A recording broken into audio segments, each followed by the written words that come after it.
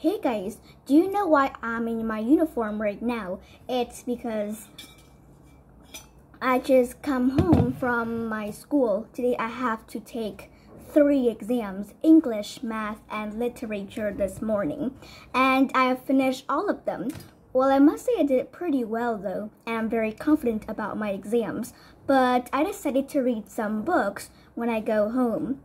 So today will be chapter 12 from Hetty Feather. Let's see about the life of Hetty in the Foundling Hospital. 12. Each day was so alike. Up in the morning as the bell rang, dressing, washing, eating, even going to the lavatory at the allotted hour. We learned the same lesson every day, reading, writing, and singing and scripture, then the grudge darning every afternoon. We ate the same meals, porridge for breakfast, boiled beef and mutton for dinner, bread and cheese for supper every Monday, Tuesday, Wednesday, Thursday, Friday, and Saturday, all identical. So, Sundays came as a total surprise.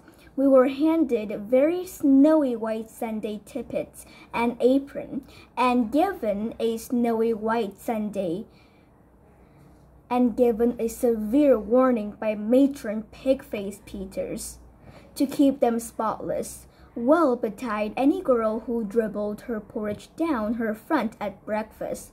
Then we all trooped off to chapel marching in a crocodile.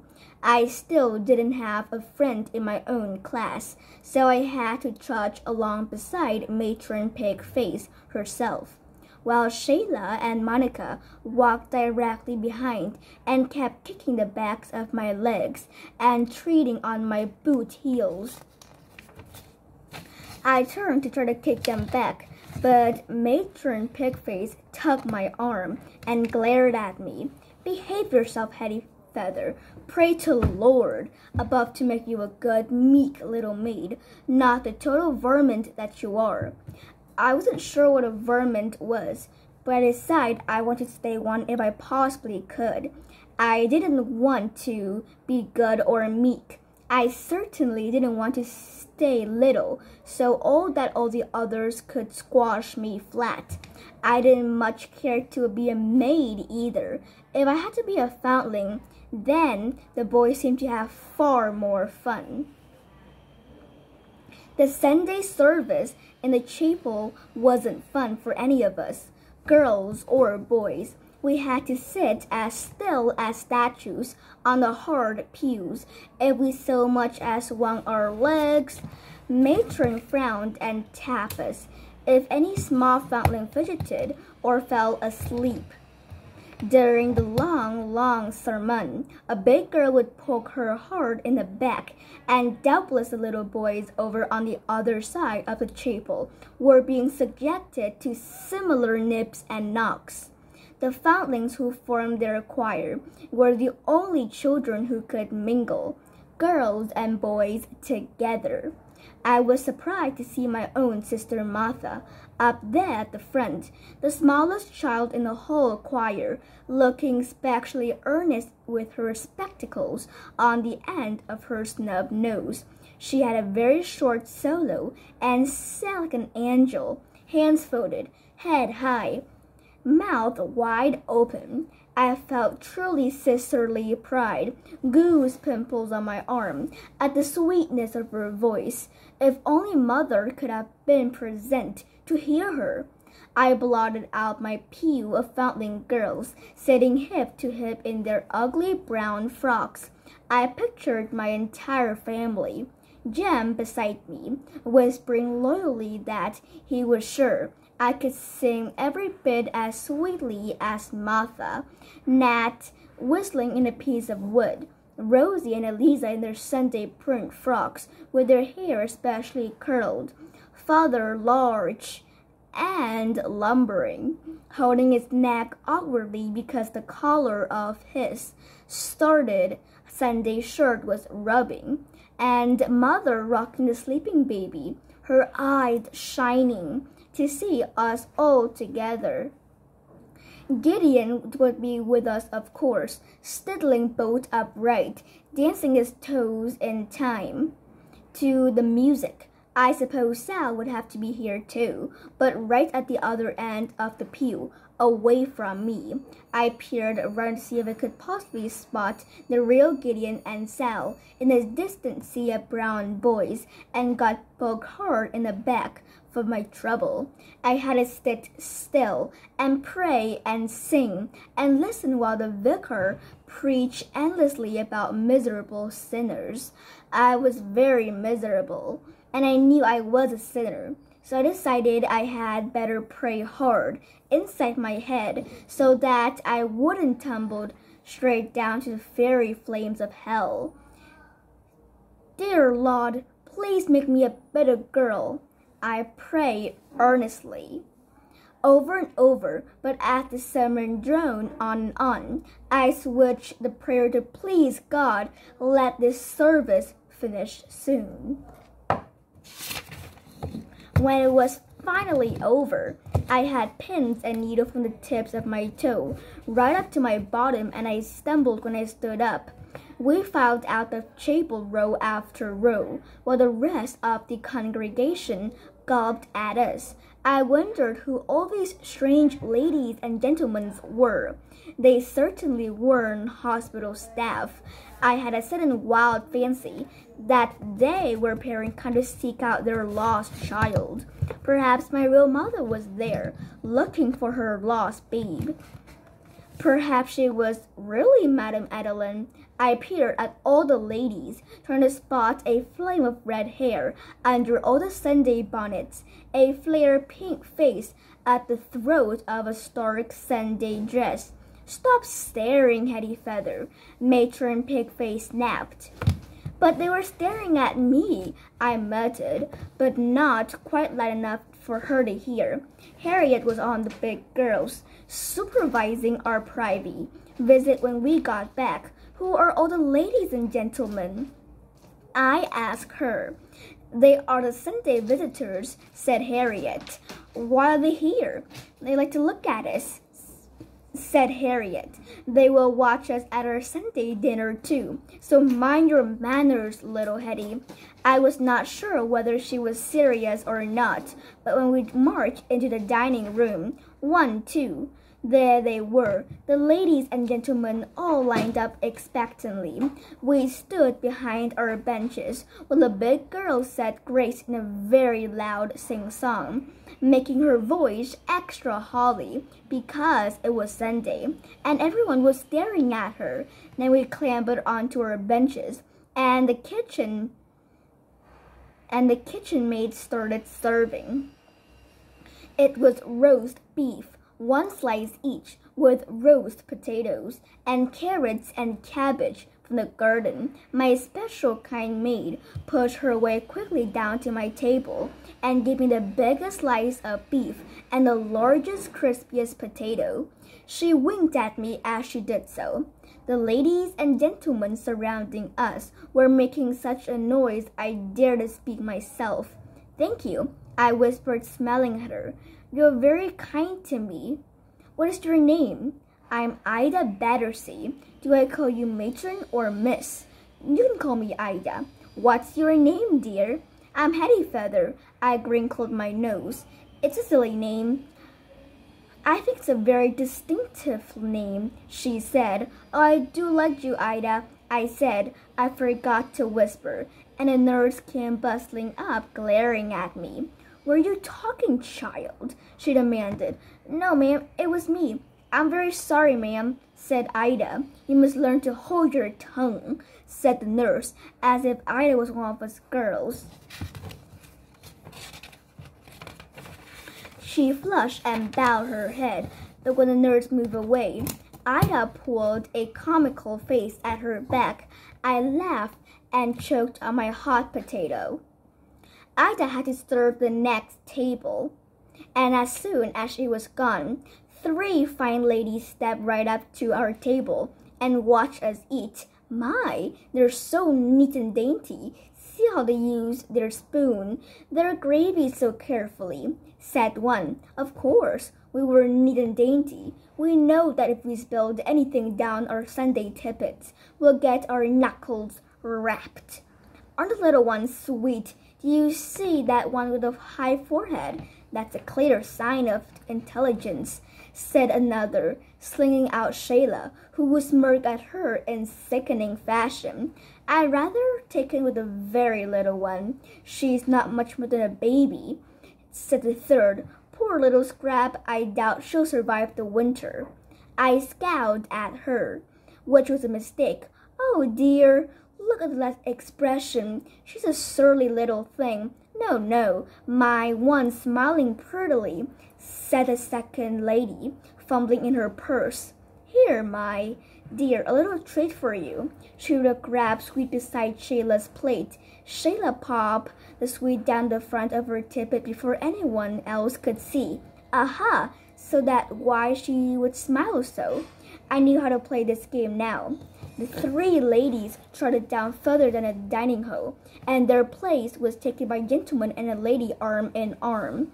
Oh, I do like the little ones, said the lady.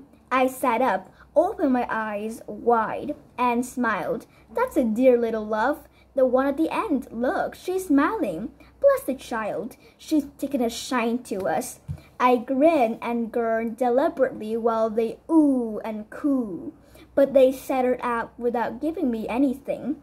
Selah saw my face and laughed at me. She patted the tiny budge in her tippet, where her sweet was, and licked her lips.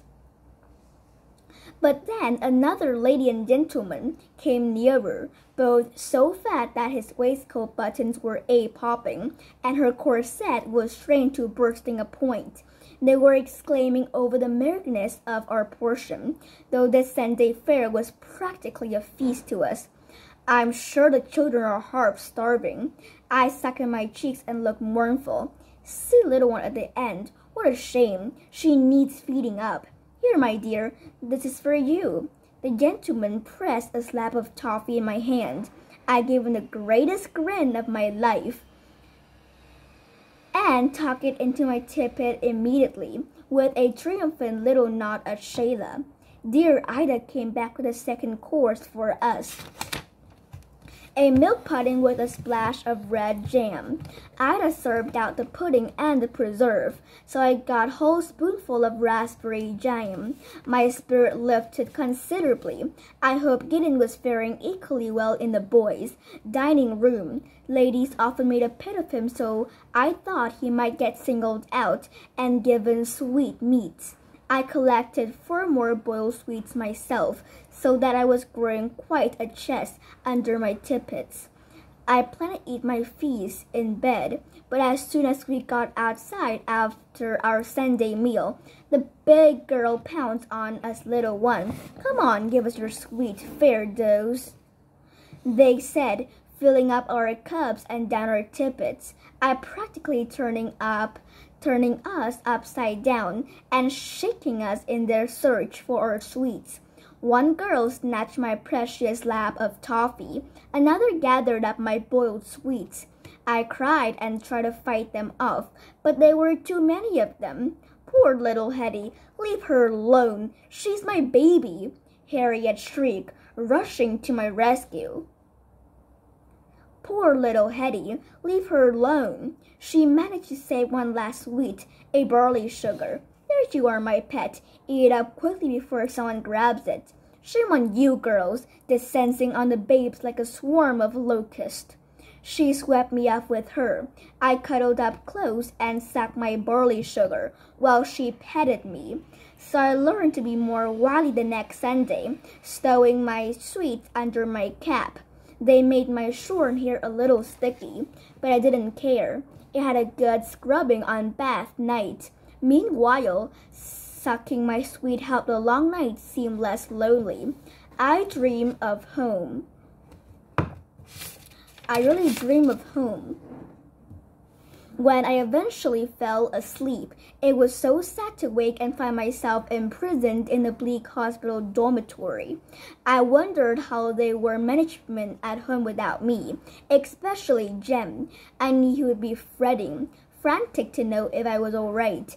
It gave me an added incentive in my writing class with Miss Newman. As soon as we could master our pen sufficiently, we were allowed to write home. It was a long letter, and it made my head ache terribly. Miss Newman wrote it on the board, and we copied it laboriously. Dear Mother, I now have the greatest pleasure in writing these few lines to you, hoping to find you quite well and happy, as it leaves me at the present. Please give my love to all the family. I remain your affectionate girl, Hetty. We were told to copy it exactly, neither adding nor deleting anything. Older girls who were fluent enough occasionally tried to add a few more personal lines, but Miss Newman had to approve them before they could be sent. I was exhausted by the time I reached affectionate and didn't concentrate hard enough. If I didn't insert enough F's and T's or got my I-know the wrong way round, Miss Newman put a line through it, and I had to start all over again. I longed to add my own personal message. I detested it here, and I miss you so. And Shayla is so mean, and I hate Matron Peters, and she stole my rack baby. And I don't wear drawers nowadays. However, I've seen other girls have their letters confiscated if they so much as commented on the motionless food, or I complained about being stared at on Sunday. I simply inserted 2 words after, please give my love to all the family, especially Jim. After I signed my name, I filled the rest of the page with kisses. Now that I could write, more or less, I tried hard to copy some of my picturings down on paper so that my stories were preserved. It was very hard to find any paper. I dared to steal a sheet from Miss Newman's special supply. In the stationery cupboard, but it was mostly kept under lock and key. Harriet once tore a couple of pages from her exercise book, but my steadiest supply was dear Ida. She slipped me paper bags and geese-proof paper from the kitchen. I stuffed them down my tippet and went around cracking all day until I could hide them in my mattress. It was hard to find a place to write privately. Sometimes I sat up in the middle of the night and scribbled in the dark with a stolen stick of coral, though in the morning I saw my lines of writing wobbled up and down, and sometimes crossed right over each other. It wasn't enough to write my stories. I wanted to read new stories too.